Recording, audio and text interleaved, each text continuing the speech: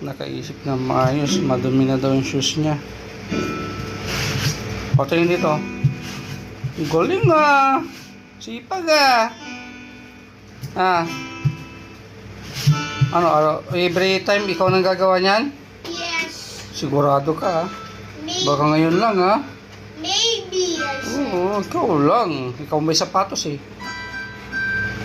Galing. Patuyin mo muna, huwag mo na ibalik dyan. O sige, balawan mo na yan. Mag-ayos pa ako dun sa kabila. Bahala ka dyan sa sapatos mo. Yung pinagkunan mo ng, yan, pinagkunan mo. Pinagkunan mo niya, ilagay mo dyan sa CR ha.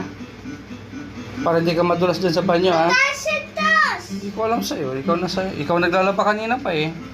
Ano alam ko dyan?